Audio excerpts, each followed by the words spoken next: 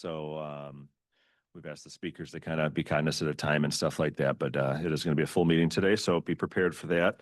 As a reminder, this meeting is being shared virtually through Zoom for those who couldn't join us in person today and is being recorded.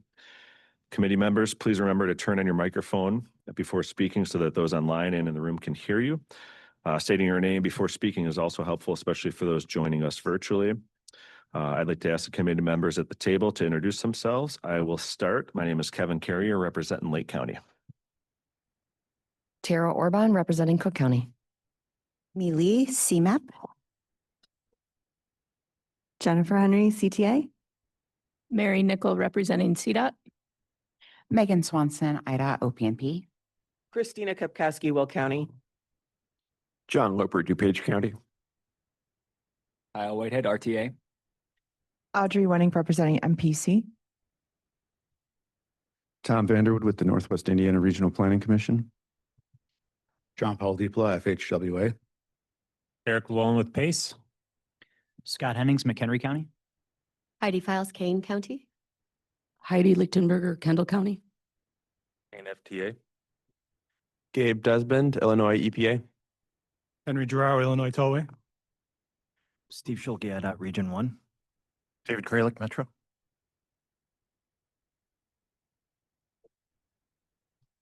Richard Norwood, CMAP. All right, thank you, everyone. Moving on to item 2. We don't have any agenda changes in front of us. Are there any announcements from committee members today? All right, seeing none. Moving on to item 3. We have before us the draft minutes from our September 12th meeting. Do I have a motion to approve those minutes as presented? So moved. Thank you. Do I have a second? Second. David. So we have a motion, a second. Is there any discussion or comments on the meeting minutes? Seeing none. All those in favor? Any opposed? Motion carries. Amy is here to provide an update for us on the CMAP news. Good morning, Amy. Good morning. Good morning, everyone. Welcome to the November meeting of the Transportation Committee. Thank you all for attending today. I want to extend a welcome to Gabe Desmond, who's representing IEPA today on behalf of Jack. We have quite a few updates. I'm going to try to keep them tight to honor everyone's time, but I will spend a little more time on this first one related to rail freight. By most measures, the Northeastern Illinois region is the nation's premier freight hub. Last summer, the Union Pacific Railroad announced its intention to merge with Norfolk Southern, creating the first transcontinental U.S. railroad. Both operate extensive trackage and yards in our region. The Federal Surface Transportation Board is the regulatory agency responsible for reviewing these mergers. The UP is required to file a formal application to the STB by late January of next year, but it could happen sooner. Why is this important, you ask, Tara? Let me tell you. Over $12 trillion worth of goods moves through our region each year. This volume of activity is critical to our regional economy, directly supporting 200,000 jobs, 14,000 firms in the region across the trucking, rail, marine, warehousing, and other related sectors. These are direct jobs, not secondary or tertiary. CMAP estimates that transportation industries account for over $29 billion in GDP for our region. At this point, it is unclear how a merger would impact freight movement through our region, but the possibility of freight diverting from our region would have a sizable impact on jobs and our regional economic growth. So as things continue to develop, CMAP will monitor the situation closely, analyze potential impacts on the region's transportation system, and communicate any other concerns related to passenger rail, at-grade crossing delays, and other impacts with the STB. So again, in future meetings, as we learn more, we will be sure to provide you future updates. Then the transit bill. As most everyone around the table knows, a transit funding bill was passed in Springfield. I want to take a moment to thank this committee, and everyone's collective effort, which led to a transformative level of investment in transit. When you take a look at what's going on in other regions, you really have to I don't know. I feel I have a lot of gratitude. We had a lot of folks facing uncertainty about how they were going to get to their jobs, a lot of uncertainty about the workforce, right? And so to know that we kind of held the line and made a point for the region and with our legislators that a transformative investment was needed is just something that we should all be proud of. It really is sort of a team effort on this. So thank you to everyone. Kasha Hart will be giving a fuller update on this topic later in the agenda. Then last month, the US DOT issued updated Disadvantaged Business Enterprise Regulations, DBE, that requires agencies to revisit how firms must substantiate social and economic disadvantage. As agencies adjust their certification programs accordingly, these changes will affect project schedules across Illinois, so we'll continue to monitor how this impacts project implementation in our region. Next, CMAP released a conformity amendment to the fiscal years 2023 through 28 Transportation Improvement Program for public comment. The public comment period is now open, and it will be open through Thursday, December 18th. The conformity analysis evaluates air quality impacts of projects in the Onto 2050 plan update and amended TIP. We will report out on any public comments received at our next meeting in December. And then, as many of you and your teams are likely aware, CMAP, we launched a new modernized eTIP website, providing partners and the public with improved access to information about federally funded projects in our region. If you haven't taken a look, please visit that. Hopefully, you all will appreciate the new, more streamlined look at that database. And then I also want to thank everyone. It was so great to see so many of you at our State of the Region event that CMAP hosted a couple of weeks ago. This milestone gathering brought together leaders and stakeholders from across the region to celebrate 20 great years at CMAP and a kickoff to what's to come, our next comprehensive vision, the Century Plan, which you'll continue to hear more about in the future. I know for myself, it sort of felt like a high school reunion, and I heard from a lot of you the same thing. We have all been working together for so many years, and it was so nice to see everyone together. It sort of speaks to our region's fine tradition of working together. And so thank you all for being there and celebrating that milestone with us. We hope to continue that tradition moving forward. And so this is my nice little plug and reminder. CMAP, we do rely on local contributions from all of you, our transportation partners. And so it is that time of year where we will be sending out annual invoices to all of you. Dues are going to be due in January. In advance, we always continue to appreciate your contributions. We want our funding to be reflective of both local and federal interests. And so we do appreciate your attention to that. If there's any questions that you have about that, please feel free to reach out to me. And then I was going to do a look ahead at today's agenda, but I think it might be better if we just get right into it. Our next meeting is December 19th. And with that, I'm happy to take any questions or turn things back over to Kevin.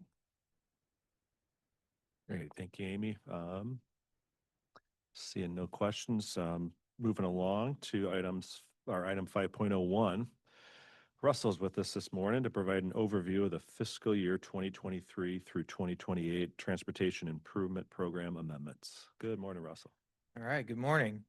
Included in your packet today is a memo detailing the 96 tip changes contained in formal tip amendment 25-01, the 144 tip changes contained in administrative amendments 25-01.1 and 25-01.2. As seen in the memo, formal amendments resulted in an increase of just over $144.2 million in total project costs for all prior, current, and future years. Normally at this time, I would highlight a few projects that I think everybody should know about, but instead, today, and Amy stole a little bit of my thunder, Today, I'm actually just going to talk about our change to our new platform, which is not a small undertaking that we've had to do. Many of you in the room have participated in that. So CMAP has a new ETIP platform, and this is the first TIP amendment to come before you using the new platform. So how does the new platform impact this committee and the public in general? The new platform is not just an updated user interface, but it greatly enhances the functionality of the ETIP system. And I believe you and the public will find it displays information in a way that is more easily accessible and understandable. In the packet that went out, there are 3 attachments: the memo and the formal tip changes and the administrative tip changes. As you can see, the memo is basically the same, so I kept that the same. Don't want to have too much change all at once. The 2 amendment reports, however, have a new look and a new feel. And from what I understand, and I would caution anybody, don't print them. It's many, many pages, hundreds of pages. So we probably should have put that out as a little disclaimer. Don't print, don't automatically print it. I think the formal amendment was about 300 pages. So we will work on trying to condense that in the future. But for right now, that's kind of the look and feel of how the amendments look. The new reports make it clear what has changed, and as part of the project and what part, excuse me, as part of the project information is what the project previously looked like. So it wasn't always easy to tell that. You can tell that more in the new platform and in the new reports that we put out there. There's also a list of changes at the end of each project contained in the report. A couple other highlights, with the support of IDOT, all the MPOs in Illinois are using the same ETIP platform. The long-term hope is that some of these various systems will at some point be able to talk to one another. For example, the ETIP platform already has a direct link to FEMIS, and we can see FHWA authorizations. So we know it can happen. The new platform has improved our mapping capabilities and provided more flexibility for CMAP to assign users and share information through the public website. Perhaps at a future meeting, we might even do a quick demo. Obviously, we have a lot going on today, so we won't do that today. Getting back to what we're here for this agenda item, administrative amendments added $57.8 million to the TIP in all prior, current, and future years. As shown in the memo, projects moving funding into or out of the FFY 2630 in the TIP comprise most of the formal changes, while administrative amendments were primarily schedule, letting date changes, and or adding or deleting fund sources, and cost changes below the administrative thresholds, below the formal threshold, sorry. Accounting for the amendments presented to you today, the TIP remains fiscally constrained. The amendments, along with the memo, were posted on November 14th for committee and public review. Approval of formal TIP Amendment 25-01 is requested, and after the motion has been made and seconded, I can answer any questions if there are any. Great, thank you, Russell. I will entertain a motion to approve TIP Amendment 26-01. DuPage County. Thank you, John. Do I have a second? Cook County seconds. Thank you, Tara. Any questions for Russell? Yes, Audrey. Sorry, thank you. I had a few questions about a few of the projects, if that's okay. Yeah, that's fine. There is a project on Willow Road, east of 294 to east of 43. It's project ID 02090003 over the Middle Fork branch of the Chicago River. And we were just wondering if there's any pedestrian enhancements given their pace bus routes in that area and the North Branch Trail is nearby. Yeah, so given that's an IDOT project Yeah. and we have Yeah. IDOT here, No, I will yeah. defer to IDOT. Yes, we actually just had a meeting on that. It's a typical cross-section. There is pace bus stops with not good infrastructure around them. So yeah, that'll all be included. And we're going to coordinate with Pace on exactly how they want to do that. There is a bus stop on the east, for example, that kind of dead ends in its own lane right now, and now it'll kick through. So we're going to have to figure out how to design that for them. So yes, that'll all be part of that design. Excellent. I had a couple others too that I'll ask you about. There is a project in Mundelein, Illinois 60, Illinois 83 from 176 to Town Line Road. There are a lot of destinations in that area. We're wondering if there are pedestrian enhancements there as well. Yes, we have a 10-foot trail proposed the entire length along with the 5-foot sidewalk on the other. We're partnering very closely with the township and Mundelein Park District. There's a lot of flooding issues. So we had to revise the plans to, which caused some of that increase to help alleviate the flooding in that area. So yes, there is bike and ped throughout the entire corridor. Awesome. And then one more question, if you'll allow me, to CDOT. There is, there was a project that was awarded funding through Reconnecting Communities, the Independence Boulevard. And there is a project in the TIP that involves that bridge. And so wondering how those projects are being kind of coordinated.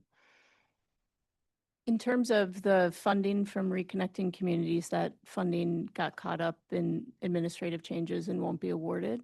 The current status of the design of the project, I can look to get more information, but also curious if anyone at IDOT happens to know. As far as the funding, we haven't necessarily worked out what will happen now, right? With the intent of that Reconnect for Communities was to close the gap between the boulevard systems. And so right now what we did was we moved the project back in the program. We had to redo the bridge plans, and we're also doing a reevaluation because of the historic nature of it. So we're in the middle of accommodating it right now and doing the engineering for it. We haven't necessarily worked out what happens now that the grant kind of fell through. Right. So we're still in coordination for that, but we're making accommodations to have that happen. Thank you. All right, any other questions for Russell? Seeing none, we have a motion to second. All those in favor? Any opposed? Motion carries. Thank you, Russell. Moving on to item 5.02, Martin is with us this morning and will provide an update on the Intergovernmental Transit Data Sharing Agreement. Good morning, Martin. Good morning. Today, asking your support on the data sharing agreement for transit. This agreement is part of the larger transportation performance management framework that comes from MAP 21. That includes things like target setting, the information supports our financial plan and some of our programming activities. The current agreement was adopted in 2018 while we were still sort of figuring out the process and how everything worked. At our last certification review, the feds pointed out that that agreement lacked some of the detail that was required. So this agreement really just reflects the process that we've been doing since we first adopted MAP 21 and our performance measures as part of that. It details timelines and responsibilities of different parties. Those are really just a reflection of what federal law requires. And restates them so that we all sort of agree on them transparently. With that, I'll ask for a motion to approve and any questions. Kane County moves. Great, thank you. Oh man, everyone's on it today. I love it. Any questions for Martin? Seeing none. All those in favor? Aye. Any opposed? Motion carries. Thank you, Martin. That was pretty quick. All right, moving along to item 5.03. Vicki is coming up to the podium and she's going to provide a summary of the proposed 2026 roadway safety targets. Good morning, Vicki. Good morning, everyone. Thank you for having me. My name is Vicki Barrett. I am the program lead for the Safe Systems program here at CMAP, and I'm presenting on the 2026 roadway safety targets this morning for approval. As described in our On to 2050 plan, one of our agency's transportation goals is to improve travel safety for all users, making it safer for everyone, regardless of age, ability, race, income, or mode of travel. The statewide safety targets program has been in place since 2018. And to date, the targets related to traffic fatalities have not been met. This alarming and unacceptable fact has informed CMAP's safety program intensely and has led to extensive safety work, which is ongoing and even expanding in the coming years. Many partners in this committee have been actively involved in our safety work. I just want to thank you all for your participation in our recently completed Safe Travel for All program.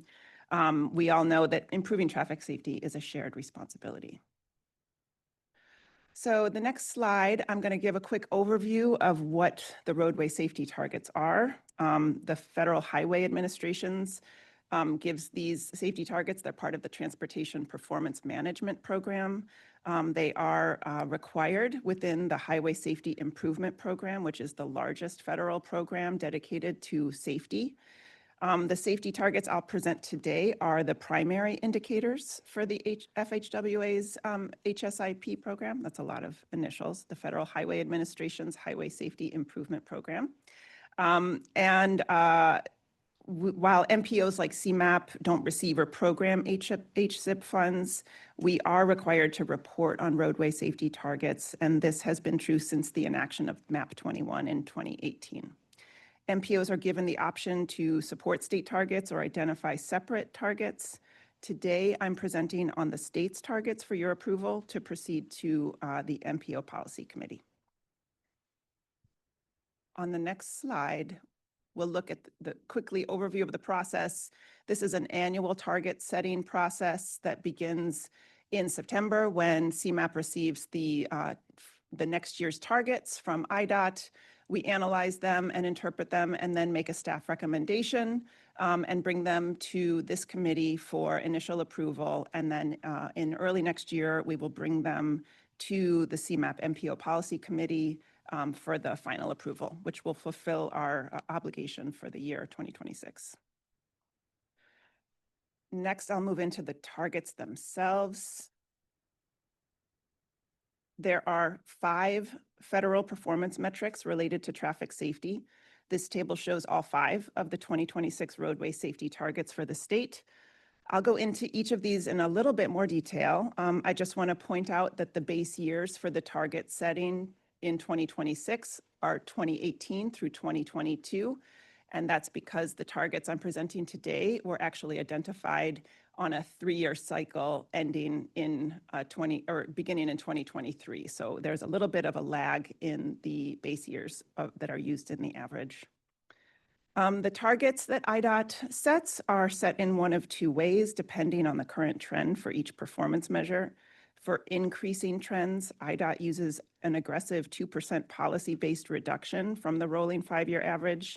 This indicates the agency's commitment to reversing the trend. And for decreasing trends, IDOT uses a least squares trend line method to indicate a hopeful and likely continuation of a current trend. IDOT chooses the method that represents the most aggressive target.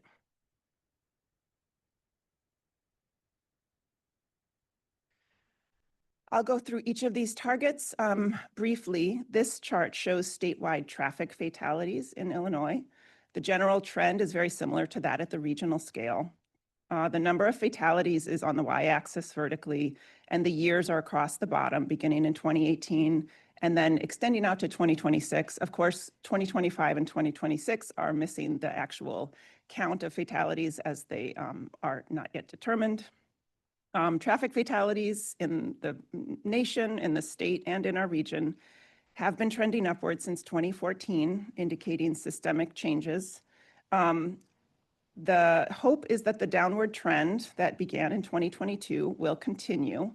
We aren't seeing the trend line, which is the green line going across the chart, bend down just yet because of the spike during the COVID-19 pandemic. The target for 2026 for statewide fatalities is 1,077.5. Next slide, please. In contrast to the upward trend in fatalities, back one. There we go, great. In contrast to the trend in fatalities, serious injuries are actually declining. We suspect, and there's data to indicate that it's actually a shift in the severity of crashes rather than just more crashes. So crashes are becoming more serious with, again, systemic changes behind them. Serious injuries have been decreasing since 2018. During our regional safety action planning effort, we saw a very similar number of crashes with a higher rate of fatalities.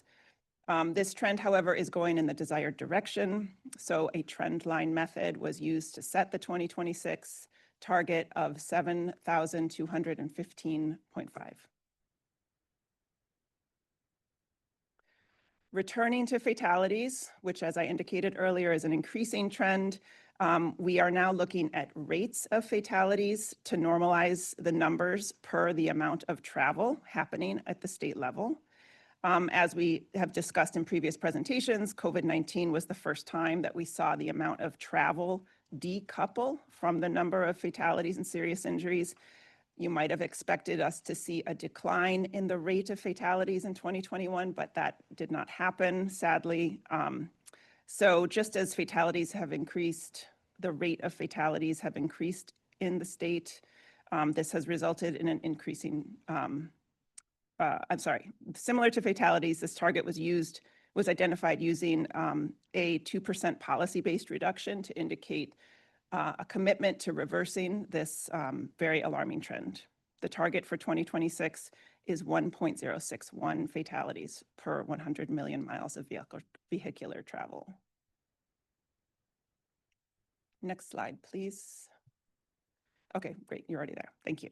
And then similarly, serious injuries, which have been declining, are also corresponding to a declining rate in serious injuries per amount of travel. This is resulting in a 2026 target of 7.595 serious injuries per 100 million miles of vehicle travel. And finally, the last target is the statewide non-motorized fatalities plus serious injuries. This chart shows the number of fatalities and serious injuries among people who are walking, bicycling, and other modes that are non-motorized. So it is a combined metric. And this particular topic has diverging trends within it. So just like fatalities and serious injuries in total, fatalities among non-motorized travel are increasing and serious injuries have decreased. So a composite method was used to identify this target by the state, and it has created a target of 1,289.3 for 2026. So today, staff recommends supporting IDOT's 2026 roadway safety targets. Both IDOT and CMAP believe these targets reflect agency's commitment to improving traffic safety, which is aggressive. And we also want to remind the committee about our very serious commitment and the work that continues despite what these targets say to reduce traffic fatalities to zero ultimately. And we have a robust body of work planned in the coming years to get us closer to that. And it will require collective and systemic action. Finally, I just want to close on the next steps in the safety programs in general. As you're all aware, we completed the Safe Travel for All action plans, which resulted in 6 county safety action plans for our region. We are working and will continue to work with our partners to develop a comprehensive approach to regional performance measures that reflect the action items we collectively want to kind of implement in the coming years. So that is something that we want to work with members of this committee on and other safety partners in the region. And of course, we're always thinking about how to incorporate safety as best as possible into our RTP. The cycles are a little bit challenging, but it's something that staff is working on closely. And with that, I can offer a motion to approve and take any questions. All right, thank you, Vicki. Let's get this on the floor and in case there's any discussion or questions, do I have a motion to approve the 2026 roadway safety targets? Oh, wait, thank you. Second? Second, CMAP. All right, any questions or discussions for Vicki? All right, seeing none. All those in favor? Any opposed? Motion carries. Thank you, Vicki. Appreciate it. All right, now we'll move on to some informational items. Item 6.01, we have Alex here this morning to share an update on congestion management corridors. Good morning. And thank you for having me. Again, my name is Alex Beata. I serve as director in our Regional Policy and Implementation Division here at CMAP. Excited to be before you here today. Alex, could you maybe move the mic? A little closer. My first time at the TC podium in a few years, so thank you for bearing with me. So again, Alex Beata. I'm in our Regional Policy and Implementation Division here at CMAP. Excited to speak to you today about corridor planning for congestion management. This is an idea that we've been exploring recently as a direct outgrowth of the recent update to our congestion management process, or CMP. I know my colleague Noah Harris has been before you recently to present on that process. So if I could ask to move to the next slide, beginning with a very brief update on the closeout of the CMP update. We're very excited to announce a few resources have been published to our website. On the next slide, there's a brief description of our congestion management strategy guidebook, which we published earlier this fall. That document not only surveys an extensive list of strategies that implementing agencies can consider when addressing congestion, but it also introduces this concept of a mobility solutions ladder, which we're very excited to work with a resource group, including many of you or colleagues from your organizations, to refine that idea. The overall thrust of the mobility solutions ladder is to encourage agencies to first consider travel demand management or operational strategies to address congestion, as well as mode shift, prioritizing alternative modes of transportation before relying on capacity expansion. On the next slide, there's a brief description of a second resource that we recently published just this month. That's a comprehensive corridor study template.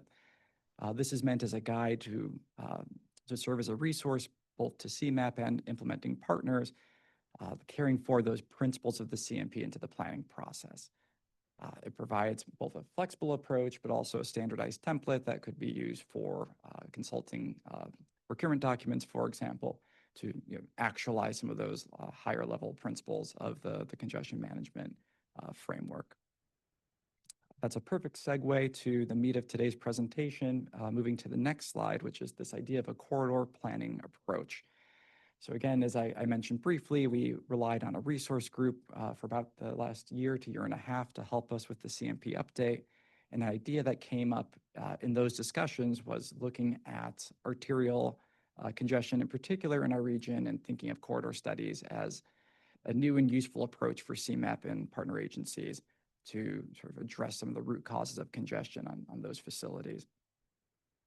The next slide gives a very brief overview of our motivation and considering corridor planning.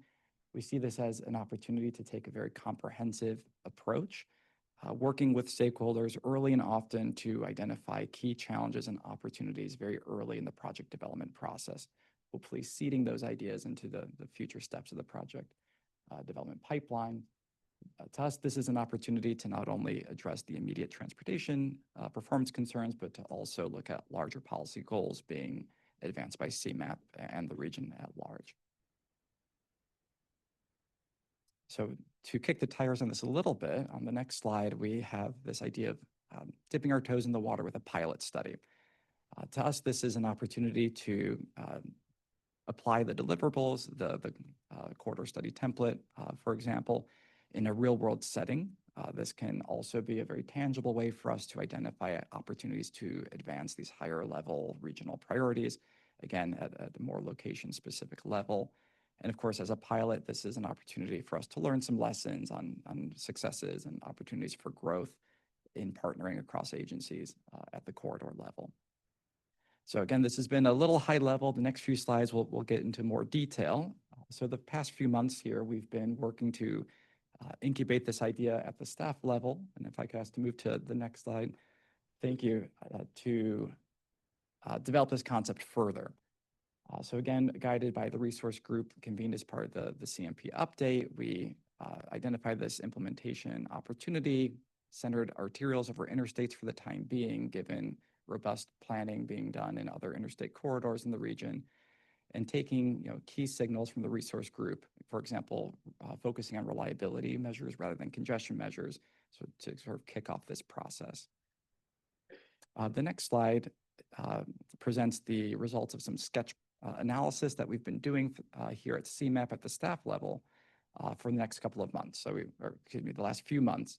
So talking about corridor planning opportunities, of course, we want to start looking at data and mapping it out for the region.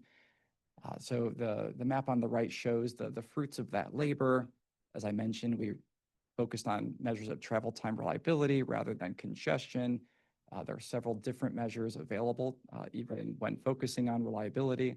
So we took a look at 3 different measures, both in the morning and afternoon peak periods for the year 2024. Simply map them for the arterial national highway system network, and you see that shown on the right. It's a bit of a Rorschach, perhaps. You can see some clear corridors beginning to emerge, but bits and pieces elsewhere in the region. So we then used professional judgment to try to connect those segments into logical corridors, continuous and contiguous corridors with logical termini. The next slide then describes some of the supplementary data that we collected. We know it's not simply the question of science, but there's an art to selecting a corridor for a pilot. So we collected quite a bit of additional supplementary information, looking at planned or programmed improvements, prior CMAP technical assistance that may have been offered to communities along the corridors, planning factors. You'll hear from my colleague Kate in a moment about TRIP, for example. So we wanted to fold in safety and resilience efforts that have been brought to this group over the past several months, and of course, transportation and performance data.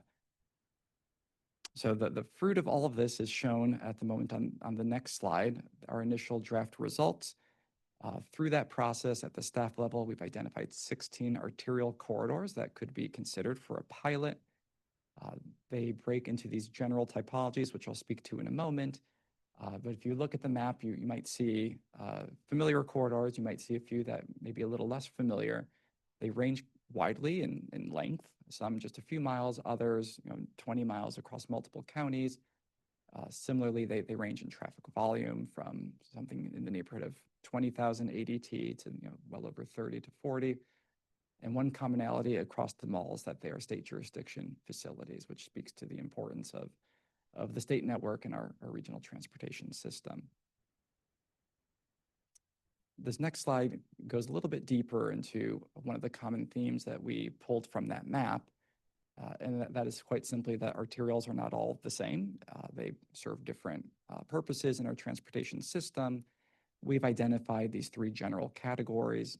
Several of the corridors are what we are here referring to as multi-use urban corridors. They serve many uses, including transit and alternative modes of transportation. Typically, rights-of-way are very limited in these areas, which limits the opportunity to expand capacity. We also saw what we've referred to here as traditional suburban arterials, for lack of a better term. These are found more in the middle to outer rings of the region. They're bordered by lower density land uses. They tend to be more auto-oriented. They have fewer rights-of-way limitations, although those may still exist in some locations. And then the final category, a bit more unique in terms of the count of corridors, but we also have these limited access arterials in some parts of the region where there are, for example, grade separated intersections with perpendicular routes, controlled access and points. So they have design features that emphasize mobility and speed. So that would be, Illinois 83, for example, in eastern DuPage County. All right, so that brings us almost to present. So we're looking to next steps. We've gone through this draft sort of sketch analysis with our resource group. We had a lot of great feedback there. We've been meeting individually with some agencies that had additional comments to offer. We've received a few comments in writing as well. We want to bring this material to the full Transportation Committee here today to brief you on the progress to date and also to give you a sense of our intended next steps. So we're taking the feedback that we've received so far and that you may offer in a moment here to then refine this priority corridors, or I should rather say opportunities map, and then to select an initial corridor for a pilot study, which we would hope to launch in the first quarter of the new year. And then separately, you see that the RTP branding throughout the slide deck, we would like to have as well some corresponding language about the opportunity of corridor planning included in the RTP as well to sort of memorialize this as a powerful implementation opportunity for the region moving forward. So that's, our look ahead. We did want to leave you with a few discussion questions, and we're very eager to hear from you today. On the next slide, we've posed similar questions to the resource group. We're really looking to get sort of this high-level gut check, do the results, and I realize we went through them very quickly. Do they generally align with your understanding of where unreliable travel times occur on the arterial network across the region? And separately, as we think about selecting a corridor for a pilot study, are there factors that you think we should weigh more heavily than others? We have a few in mind, but really looking to get your guidance on some of those trade-offs and other considerations. So with that, I'm closing my remarks, and I'm happy to take your questions and feedback. All right. Thank you, Alex. Anyone want to weigh in here? Yeah, go ahead. Thanks, Alex. I notice you say a corridor here. I think there could be a lot of benefit to look across the different typologies. So I'm curious if you're going to choose one corridor for each typology, or if you were looking more narrow there. Thank you. It's a good question and one we've been thinking about internally. So at the moment, we're thinking of an initial or a single corridor initially simply for the availability of resources, but we're hopeful to have a successful pilot and to broaden this effort. So I too see a lot of value in piloting the 3 different typologies because the scopes of work, potential improvements could vary tremendously based on location due to their qualitative differences. If you have in your study, if a lot of the corridors at the top are ranking very similarly, are you going to consider other factors such as safety of the different users to tip the scales to help you pick, or are you just solely congestion? And then the second question, sorry, are you considering identifying in the study potential funding sources to address some of the improvements that you'll identify? Sure. So thank you. The first question, absolutely. So I briefly touched on some of the additional data we've been collecting about resilience and safety and so forth. So we really do see this as a holistic process. So we're not strictly looking at the numbers and marching down the list, from most to least unreliable. So that's certainly in play. We're thinking of other practical considerations such as ongoing planning efforts or recent planning efforts. Those sorts of practical considerations. To the second question, yes, our intention is to include at least general commentary and recommendations about funding opportunities. So the corridor study template that I mentioned earlier in the remarks has some language to that effect as guidance to implementing agencies when they pursue corridor studies, either with CMAP or independently moving forward. If I can jump in too, Alex, I probably missed it when I was jotting some notes down here. What's the goal of the pilot study? Because it seems like the timing is such that if the goal is to get some of this rolled into the RTP, that it's probably not going to be a full, like a phase 1 type of study. Is it just to look at what options are there to kind of help along the corridors, or what's the goal of that pilot? So that's right. So the RTP we would see as narrative in the body of the plan, recognizing the benefit of corridor planning and recommending CMAP and partners in the region take that approach really as an implementation step for the CMP update. So it's more of a policy based recommendation. Our expectation for the scope of work of corridor studies in general is that it's very much a planning activity pre-phase 1, helping to identify challenges and opportunities early in the process, bringing for example municipalities and transit agencies and roadway agencies to the table again early. So the idea is to inspire ideally future phase 1 studies to sort of pick up the ball from there for individual improvements. I'll just add, Amy from CMAP, you're right, we call it a pilot because we are dipping our toe in the water on this as CMAP. There are a lot of corridor studies that are already being done by many agencies around the table. And so where we want to add value, of course, is where there are corridors where jurisdictional boundaries, holistic considerations that you could really benefit from having sort of a CMAP lens to that work, so that prior to going into phase one, you have a lot of these things sort of worked out, right? So you are more successful in a phase one.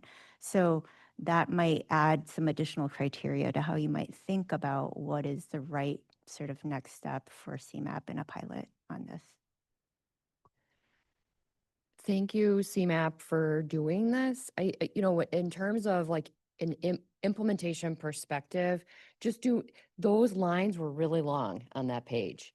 And it's hard to do a mile-long improvement. And, there were ones that went through our whole county. So looking at it and teeing this up so that there is something we can point to when we're looking at conducting a phase one study, seeing where it falls in the region in terms of priority, that will help inform, what measures we put in place and what we evaluate is part of a phase one study. And like, from a personal story, you get on like the Google Maps, how you guys can select, well, if I want to be on time, I set when do I need to leave? It was like, it told me, well, it could take you 30 minutes to get there, but you need to leave an hour and 30 minutes ahead of time, just in case, because of travel time reliability. That's what we're looking at, right? Is that I need to leave an extra hour early just in case, because there might be traffic on that route. That's what we're getting at here, right? Is to improve that. So that's, excuse me, that's right. So the resource group, when deliberating on the CMP update, spent quite a bit of time thinking about performance measurement, almost the philosophical question of what is congestion and how do we measure it? And they firmly came down in favor of reliability measures rather than congestion measures. For the the reason that you mentioned, smoothing out some of those peaks benefits everybody, so they have a clearer expectation when they begin their trip, and also the fear that a congestion-driven measure may sort of inherently favor expansion, at least implicitly. So there was a robust discussion there. And just one comment on an earlier component of your remark about the length of some of these corridors. That's something that we've also seen. And again, our interest in starting with a pilot, is it practical to do a 20-mile corridor? Would we rather look at a subset of Harlem or Cicero, for example, or Manheim, which are thorny corridors for our region, or a similar Illinois 59 in the western suburbs, that sort of thing. So we're thinking about those considerations too. Yeah, Audrey. Oh, sorry about that. Yeah, in terms of selecting a corridor, I would certainly think it would be beneficial to do a typology where that's maybe most prevalent. So whatever you learn is applicable to the most places. I'm interested in how you're handling transit on those corridors, because reliability for a transit rider versus a driver could be very different, and you could be making different choices. I think choosing a corridor with a lot of transit could be really important also. And I would double down on safety. If there are places where there's non-motorized fatalities and injuries, or any fatalities and injuries that are higher rates, I would prioritize those corridors too. Thank you. Yeah, sorry, Jennifer. Yeah, First. similar, just in answer to the discussion question, that was what's important to prioritize. I'm not sure if all the ones that you're considering in all three typologies do have transit service of some sort, PACE or CTA or both, but I do feel like it would be important to prioritize one that has at least some transit service, just to test out how you can improve travel times for transit as well as roadway users. Yeah. Kyle Whitehead, RTA. Yeah. And also I think it's like potential growth in transit ridership. The congestion management process and the resource group discussions were very focused on the potential for mode shift and VMT reduction as preferable options to reduce congestion. And then those are obviously aligned with many of our other regional goals. So, and, RTA does corridor studies in partnership with PACE, for example, to look at, potential pulse corridors where we're focused on transit potential in these corridors. I think one area where CMAC could add value is like zooming out a little bit and looking at, you know, how investments and changes in the road design, in fact, impact transit use and vice versa, right? So we're not just looking at it through a transit perspective, we're looking at all users on the corridor and what types of changes are needed to increase transit ridership. You know, adding a sidewalk to a suburban corridor that doesn't currently have one could help in a big way for pace, right? Like others have said, I think looking at not just a corridor that currently has transit use, but maybe potential for growth based on, you know, the travel demand in that area.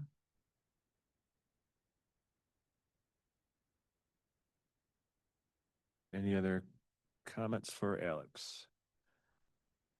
Seeing none, I had a quick one. As I noticed just on the Lake County map, I think some of those, all the corridors are state corridors. I think some of them have studies ongoing too. So that may be something, if you haven't planned on it yet, just to kind of note if there's already phase one efforts or things like that going on some of those too. So you guys are probably aware of that, but just stating the obvious, I guess. But Absolutely. Thank you.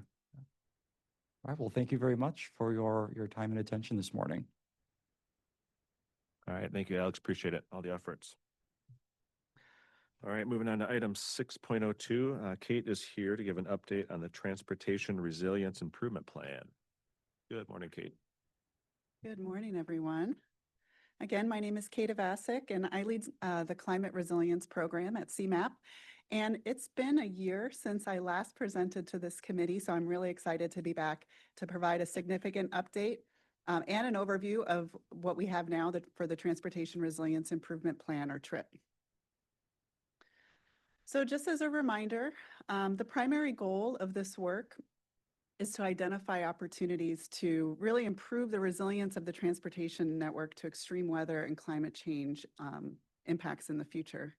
A secondary goal of TRIP then is to create a plan that can better position the region to compete for protect discretionary funds, whether that's in this next year, but then also be prepared to seek out additional federal funding when it's made available, or local state funding as well in the coming years. We have not been doing this work alone. Our consultant team led by ICF has been invaluable over this nearly 3-year process. This work has also been guided by many of our agencies on this committee through our steering committee. The steering committee met 5 times over the course of the project. And then we also held broader stakeholder workshops, 3 of those, as well as focus groups to really broaden our engagement with other implementers, experts, and advocates. We're really grateful to all of you who have participated in this process over the years, and we hope that you can continue to collaborate together with us in the coming years. So we are very excited to share the draft TRIP with you all. It's linked in the memo provided in your packets. This plan was, again, developed to meet the requirements for a resilience improvement plan under Federal Highways Protect program. That means that once FHWA determines the final plan meets all of the requirements of that program, projects in the plan can receive benefits when applying to future rounds of Protect funding. The plan also, importantly, helps to set the stage for our resilience work at CMAP. It really builds on our region's strong foundation of resilience work, as well as articulates the need for CMAP as the federally designated MPO to proactively address all of the challenges of the transportation system, including the growing threats of flooding and extreme heat. We've packed quite a lot into the plan and the planning process, so I just want to touch on a few items on the next slide. First, we were able to complete the first risk-based vulnerability assessment of our regional transportation system. This produced spatial data, which includes risk scores, that's now available for most transportation assets in the region. As part of that assessment, we also further analyzed the impact of extreme heat on transit riders to evaluate and identify which routes, stops, and stations serve the most vulnerable riders. We also created a spreadsheet tool to quantify the economic impact of flooding disruptions that could be used to support funding applications, as well as other decision making. And then lastly, TRIP identifies nearly 30 strategies for both CMAP and regional partners so that we can advance resilience through our work. Some of this is building on efforts that, of course, are already underway, and some are new efforts that we're excited to take on. So I mentioned that the projects in the plan could receive benefits when seeking protect discretionary funds. So these projects make up our first ever resilience project list for the region. Through a solicitation last May, we created a list of 64 priority projects that would address risks and increase the resilience of the transportation system, particularly to flooding and extreme temperatures. 49 of the projects on the list involve protecting roads and bridges, and another 15 projects focus on improving transit assets. And while some of the projects on the list really are standalone projects, most are transportation projects that would provide a resilience benefit. We found that over half of the projects on the list are already in the TIP, and 25 projects are components of projects that were submitted for consideration as a regional capital project this past spring. Then what we did, 64 isn't that long of a list, but we wanted to get a sense of regional priorities. So we scored projects based on their resilience need and impact and flagged the top 20 projects, 15 on our road list and 5 on our transit list as high priority in the plan. And while we know that all of the projects included on this list really are the priorities, the shorter list can help us identify some of those highest regional priorities from a resilience perspective. So next I wanted to share just a sample of some of the types of resilience improvements that are on the list. So we have both structural improvements like bridge replacements and elevations, stormwater system upgrades, as well as nature-based solutions like naturalized detention basins and wetland restorations. We have one coastal project along the lake, as well as different transit projects, upgrading transit stations with heating and cooling systems, as well as lots of critical upgrades to critical facilities for transit.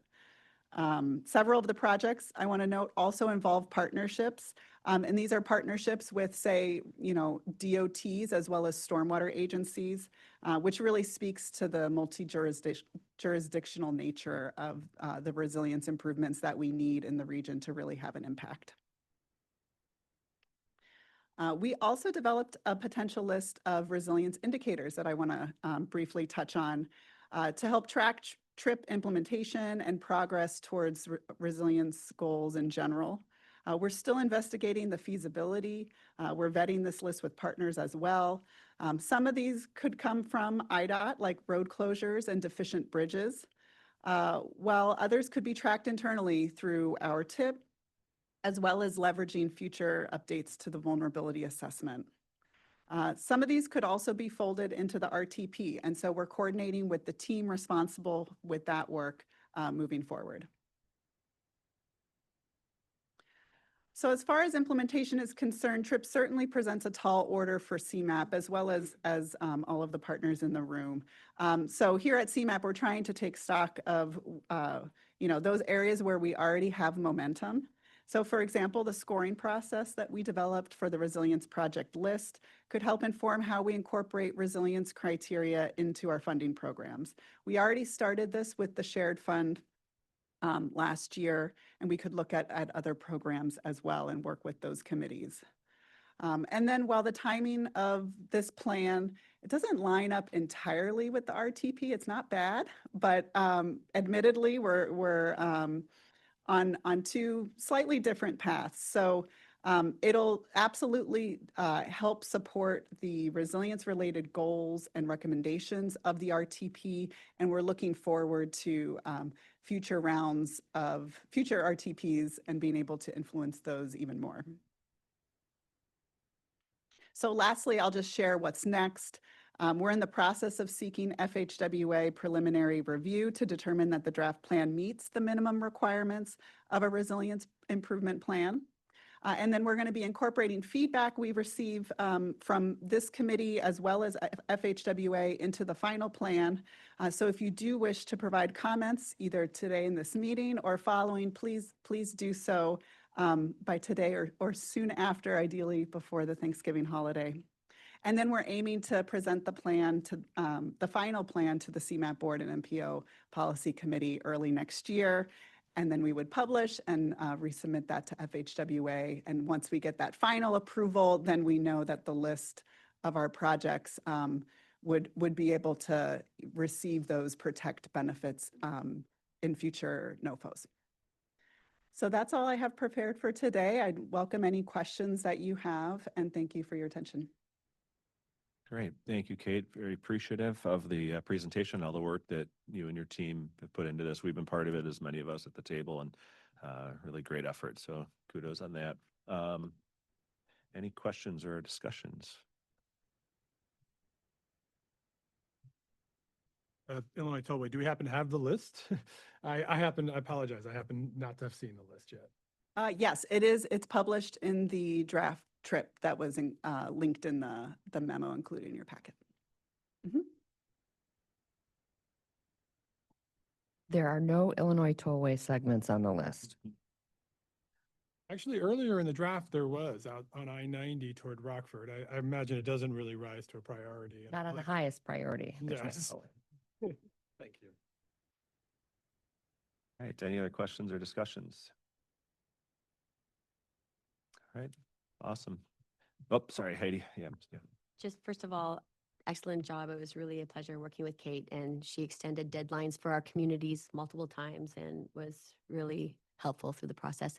And I move, are you looking for a motion? You're not, okay, never mind. Not at this time, Thank maybe you, in Heidi. the future, I think. Yeah.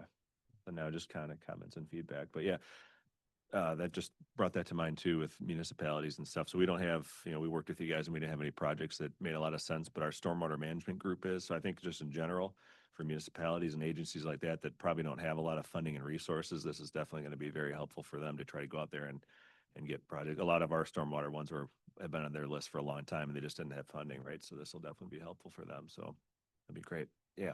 Audrey. Yeah, great work. This is really impressive. I noted happily that you mentioned the plan mentioned that CMAP will monitor projects after they're implemented to see how effective they are. So I just wanted to compliment you on that. And I don't know if there's anything else you can say about how you're going to do that, but that's always a challenge, right? To after we get the money and we build it to see what's working. So yeah. Yeah, it certainly is something that we'll need to figure out. First step is tracking what's already in the tip, and then maybe that gives us a path forward for being able to have a greater line of sight as that project develops to see what resilience improvements make the cut, which ones, maybe get value engineered out or changed over the course of the project design.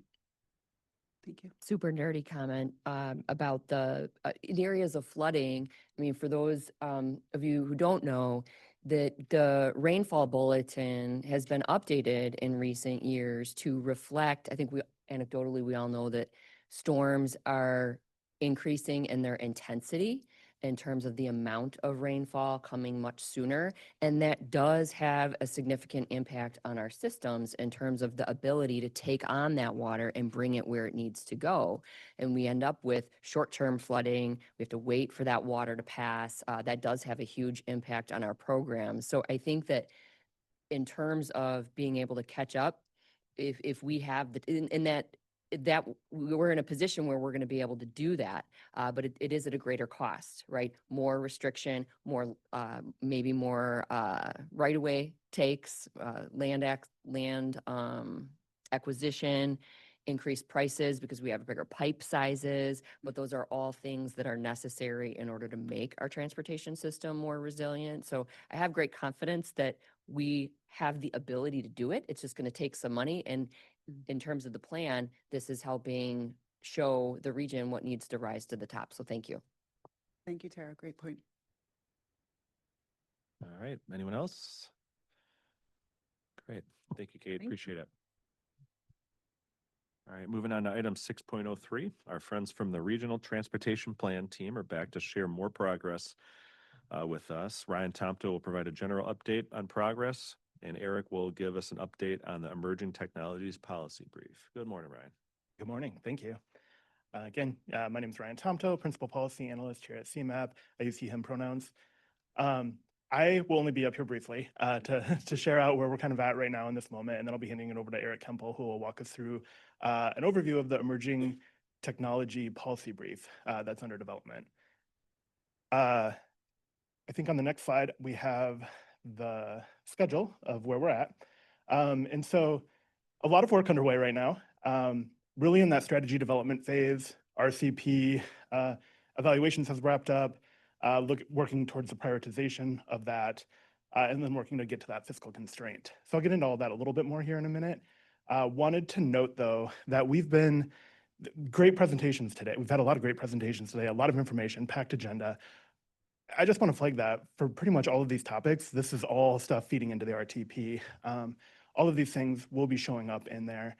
And the RTP is it's a performance-based plan, meaning it has those goals, objectives, performance measures, and targets, and strategies included in it. And within the RTP, there are all these other activities of work happening, right? Climate action plan, we just heard about TRIP, we've heard about the congestion management strategy work happening. Also hearing about our target setting with safety and other performance targets. All of those things feed directly into the RTP. And so that's what you'll see. All of these things will feed directly into the performance measures that you see show up in the RTP, the strategies that show up there. So I just kind of wanted to flag that. Kate did mention there are some things where timing didn't necessarily line up well. We do have a federal requirement to adopt the plan by October of next year. So with that, there were some things that we just couldn't incorporate. So for example, with TRIP, we would have liked to be able to incorporate what was learned in that space more into our RCP evaluation process. We did coordination. We made sure the way that we were looking at it was aligned with how they were looking at it.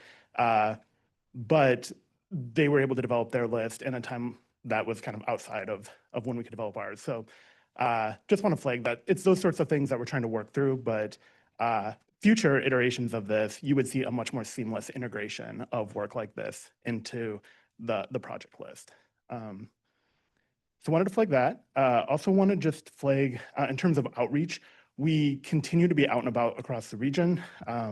We were just in Joliet yesterday at the Illinois Trucking Association's meeting.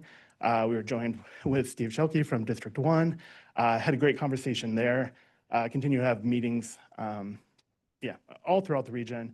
Also want to flag that the questionnaire continues to remain open. As of yesterday, we had just surpassed 1,600 responses. That will remain open until the end of the calendar year. So we're encouraging if there are opportunities to share that, we're still looking to try to get additional responses there with the aim of being able to summarize what we've heard and come back to this committee and to our board and MPO early next year with that. And then so digging into RCPs and the financial plan, we just had a RCP resource group meeting last week, had a great conversation around where we're at with our fiscal constraint and the prioritization process, shared initial results of what we've had and kind of a debrief on the one-on-one implementer meetings that we've been having over the past month. Things have not been finalized yet. Our goal is to bring a proposed list of prioritized projects to this committee at your December meeting. And we should have the final fiscal constraint numbers at that time too. Right now, the primary thing we're trying to work through is finalizing the cost estimates in 2025 dollars for all the projects, as well as the cost to maintain and improve the roadway network. We work with IDOT to get those numbers, and there's a new tool that we've been working through to be able to take those inputs and put them into our model in a way that's just different. It's definitely a great tool. We're excited to have that data. We're just working through the issues of integrating it into our tool. But again, we should have that back by the December meeting is our goal. That will be shared with RCP resource group members ahead of time, just to make sure that we got everything correct in terms of cost estimates and where we landed based off of those one-on-one conversations. Also just want to flag that we will be meeting with the leadership of the various implementing agencies over the coming months, just to make sure that we have agreement on priorities. And this is something we've historically done in the past, just to make sure we're working to build that consensus so that we feel confident behind the proposed list of projects before we bring it to the board and MPO and before we release it for public review. Just helps to make sure that we don't have a lot of revisions over the summer next year.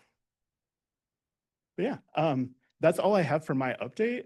Before I hand it over to Eric Kempel, though, I wanted to provide an opportunity if anybody has any questions.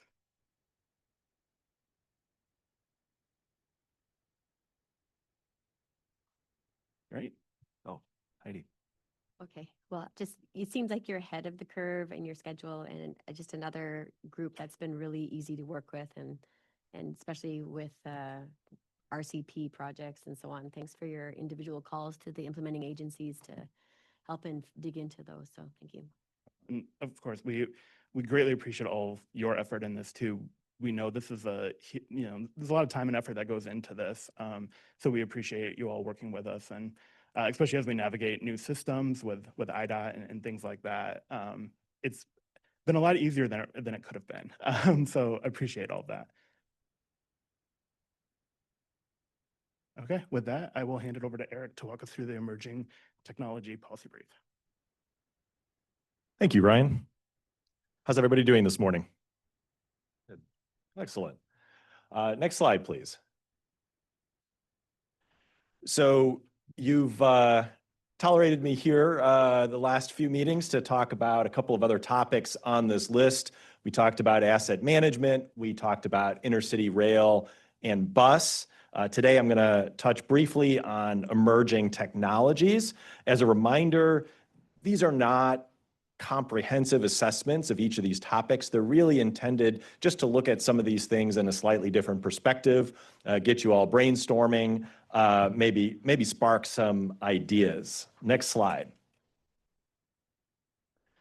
So in the context of emerging technologies, we're really kind of looking at both sort of the opportunity side, the opportunities to capture benefits from emerging technologies. So think about solutions for our transportation problems, but then also mitigating the risks that come from emerging technologies, things that are sort of happening in the environment around us and perhaps can cause us some pain if we're not prepared to adapt or mitigate to those things that are going on around us.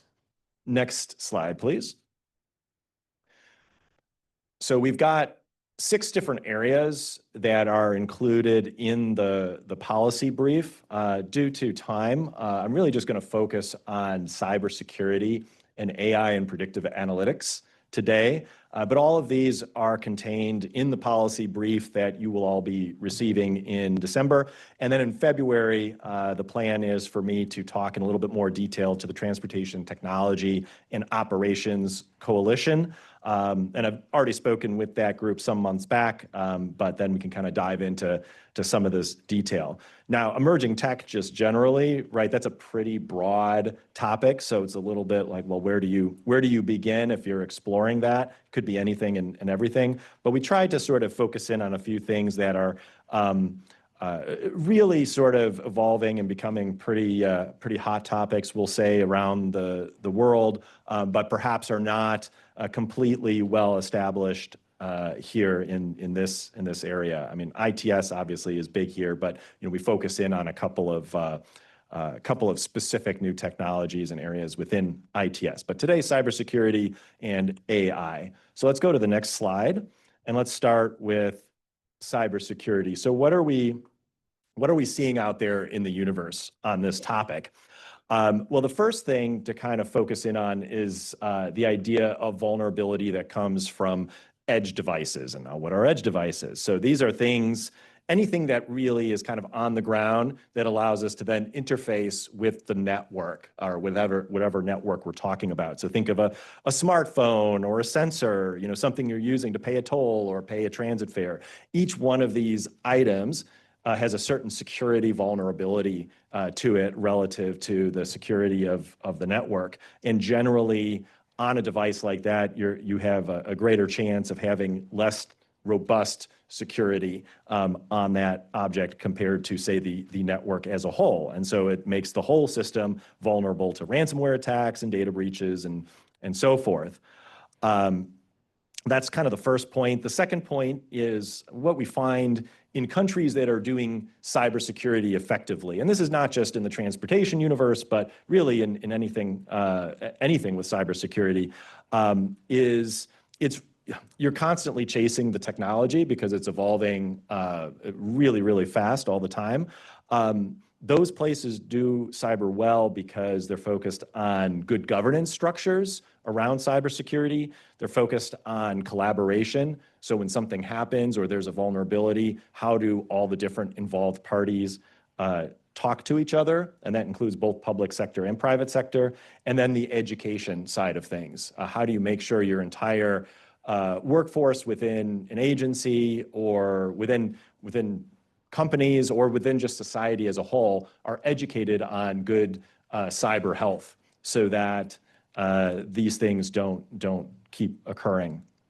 And then finally, on the AI side of things, it is both helpful and a detractor for cybersecurity because on one hand, we have AI systems that are being developed to really help with detecting and responding to cyber attacks.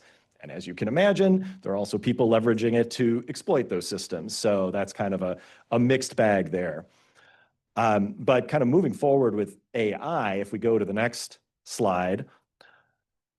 Now, when we talk about AI, and I certainly am no expert in this, but I think we all see probably a good dozen articles every day in our news feeds on AI and what it means and where it's going and AI bubbles and all of these things. What we're talking about in this paper, what we kind of focused on and we kind of lumped into this were things like natural language processing models. So think your ChatGPT and Microsoft Copilot, facial recognition or object recognition systems, machine learning that uses large amounts of data to make predictive analytics. Those types of things is really kind of what we're talking about here. And we've seen examples of companies in regions that have done things like using a combination of AI and machine learning with drones to collect GIS data from communities and say assess the condition of pavement markings. We've seen other cities use this type of technology to identify potholes in a systematic manner before they're identified kind of in person or in any particular system through the normal way. Vicki was talking about the safety issues and trying to hit those targets. Well, there's an example of a state DOT using predictive analysis with metrics such as lives saved, speed reductions, historical crash modification factors to predict crash hotspots with an accuracy of over 85%. These types of models also integral in improving connected and autonomous vehicles, which continue to expand. I see the news seemingly every week of a new region that's having Waymo driverless taxis, for example, sort of enter the system. So these types of models are used to improve those technologies as well. But as I mentioned, with every sort of opportunity, there's also a risk, and I'm sure for many of you, you're becoming familiar with what all of this requires, which is enormous data centers. And those data centers don't necessarily have many jobs and therefore a huge amount of transportation impacts, but they consume copious amounts of land, energy, and water. So where does that leave us? If we go to the next slide, how can we capture those opportunities and mitigate those risks? So I think the opportunities here in our region at just sort of a high level, and these apply to some of the other tech areas that we were not able to talk about today. But as I mentioned, the Transportation Technology and Operations Coalition is kind of, it's already there. It's a good landing spot for discussion and information sharing on many of these topics, such as cybersecurity practices and protocols. We've also seen some regions around the country that have created frameworks and coalitions for piloting technology. And we talked about pilots on the corridors, the congested corridors. There are structures in place in some areas that allow sort of for regular sort of trial and error in piloting technology. I think there are opportunities too, for this group and this agency to sort of encourage and help local governments just to stay current on the technology, but also things that they can or maybe should be doing at the local level, whether it's modifying local codes or building requirements or infrastructure designs to make sure that they're in the sort of the right space to adapt to and accommodate these types of technologies. And this could include providing standardized templates or language or things that they can use in contracts with technology firms and things like that. So you don't have to keep reinventing the wheel there. And then when it comes to software and tools and technology and some of the things that we're talking about here, does every community need its own, or are there opportunities to share and to pool resources in that space? And then finally, there's an opportunity, I think, to leverage AI and predictive analytics to analyze a lot of the local data and state data at the sort of regional level, and then those results can sort of be fed back into the RTP process, can be fed back to other agencies to help inform decision-making. So I tried to keep that fairly brief because I know it's a long agenda. I don't know if there are any questions. Awesome. Thank you, Eric. Any questions on the emergent technologies or anything that's come up for Ryan too, just in the RTP in general?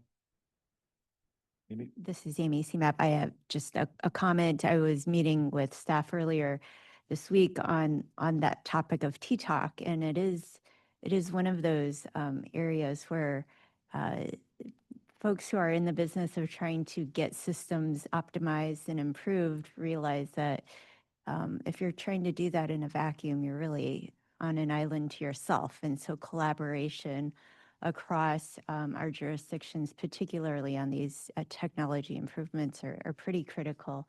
So please continue to use CMAP in that way, leverage T-Talk as an opportunity to continue to coordinate on these things. All right. I do have a quick one too, just a comment, I guess, in general, as this is kind of getting baked into the RTP.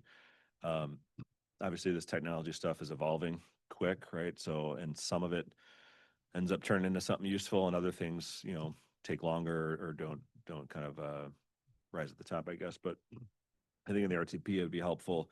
Like our traffic group has been monitoring some of the like adaptive traffic signals, just as an example, right? Adaptive traffic signals, and then there's some that are talking about AI, machine learning, and then the AI can analyze as the traffic comes up, maybe an entire corridor. Hey, if we adjust signal timing, not only at this signal, but at other ones in the corridor to try to keep traffic moving. So using that as an example, but I think that would be helpful, if there's technologies like that could get, which ones look like they have merit, and maybe those get put into the RTP, right, for at least consideration, or maybe, what are the pros and cons and things like that to look out for. But I remember in the last one, there was, the regional traffic, IMS or traffic management center was kind of in there and trying to regionalize all that kind of stuff. So just thinking of that, I think that would be helpful is, what are the ones that seem like they have merit? What are the ones that are, maybe not, but. Right. Or up and coming or something Or up and coming, things like that. And then what are, should we look out for? Maybe try to partner on or dive into a little bit deeper with like T-Talk and stuff like that in the future. But so just a thought. Yeah, and you may find Lake County as an example in this particular policy brief, by the way, for all the reasons you just mentioned. They're a leader in that area. Tara Orban from Cook County. Great presentation, and I just wanted to add from a programmatic perspective, we are working on getting ready. So we're talking about the future, but the needs of today and the infrastructure that we each all have. Cook County we just got rid of our last controllers this summer that had dial-up modems. Okay, so we can talk about AI and this interconnected network, but it's incumbent upon all of us to build our infrastructure with that forward compatibility with that in mind. So it's very important that we're at the table and that we hear this so that we do have that, we talk about the flooding resilience, but also that forward compatibility in our controller cabinets. Thank you. Raise your hand if you have an Outlook or an AOL email address still or Hotmail. Hotmail, yeah, still get embarrassed by that sometimes. All right, any other questions for Eric or Ryan? All right, awesome. You guys good or anything else, Ryan, to close out? No? Awesome. Thank you very much. Appreciate it. All right, moving on to item 6.04. Kasha is with us today to provide us with a legislative update. Good morning, Kasha.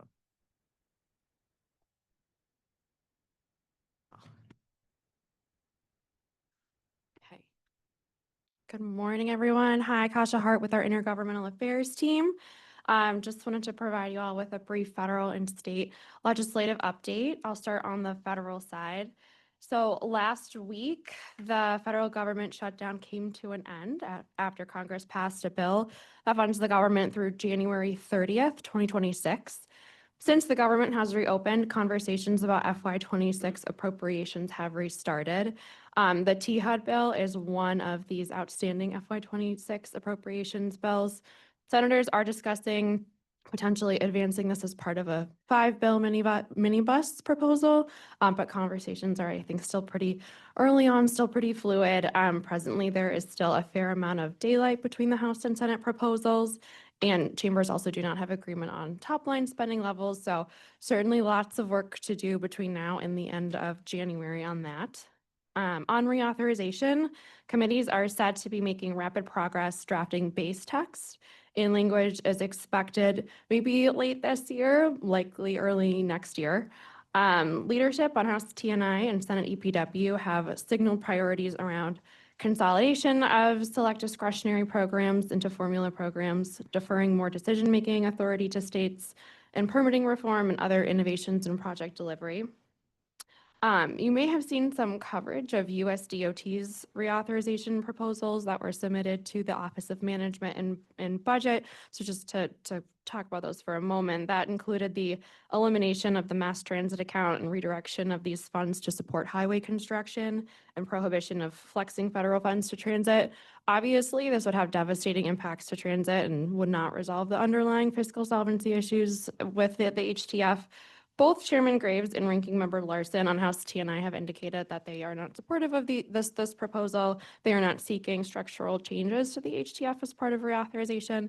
Nonetheless, we're keeping a very close eye on how these conversations are unfolding and engaging with our delegation's congressional staff on the principles that we developed with many of you, but just keeping apprised of how this language may unfold. So happy to keep you all apprised as we learn more.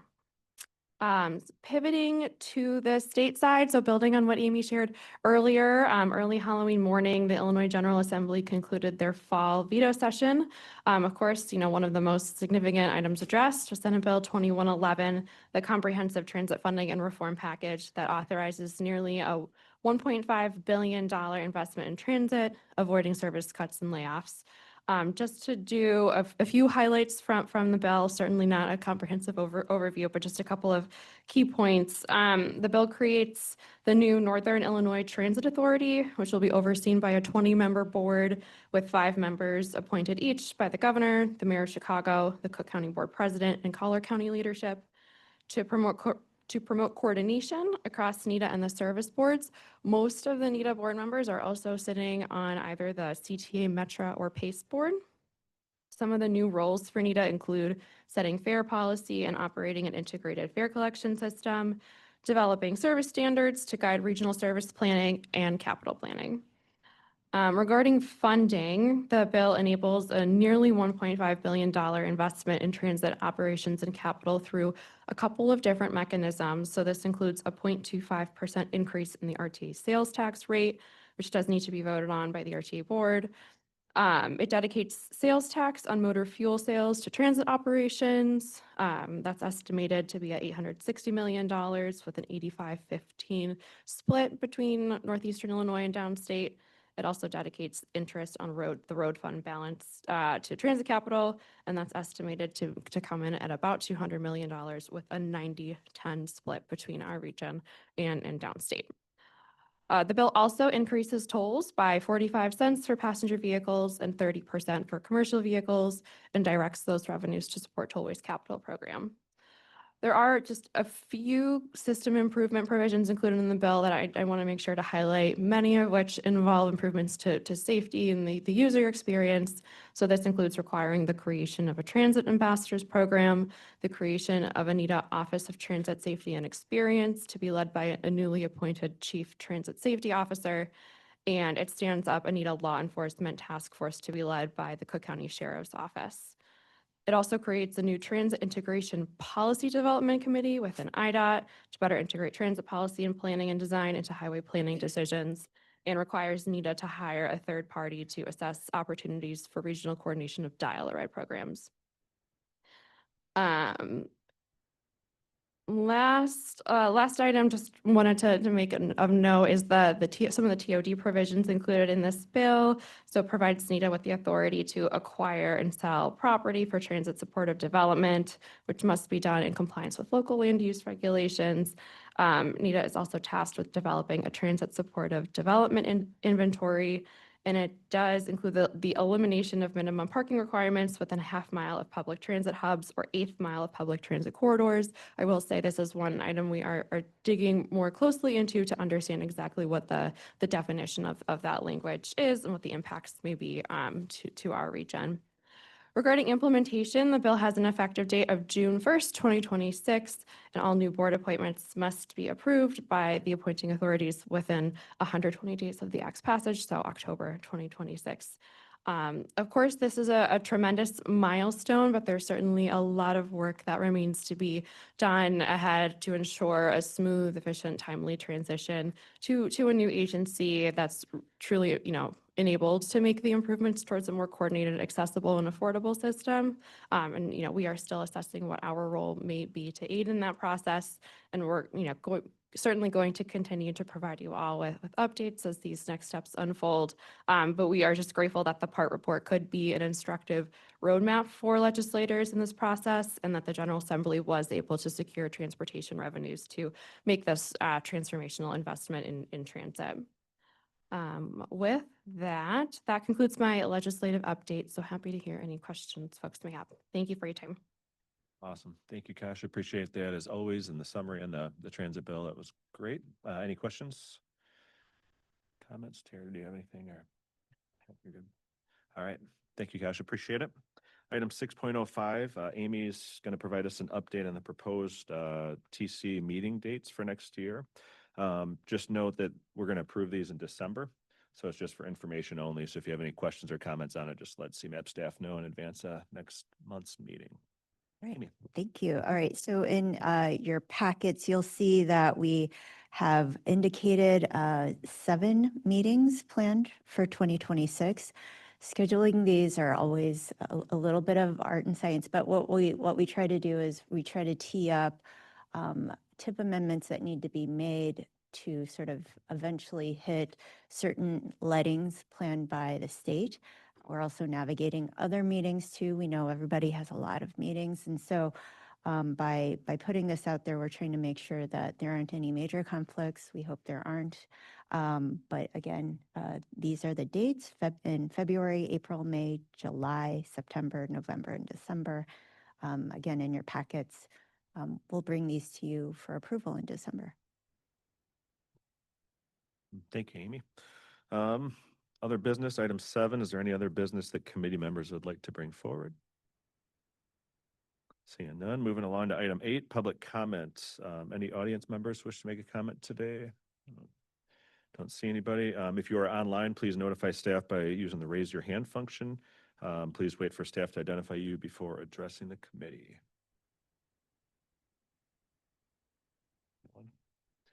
All right, we got no one. Moving on to item 9, next meeting is scheduled for December 19th, 2025.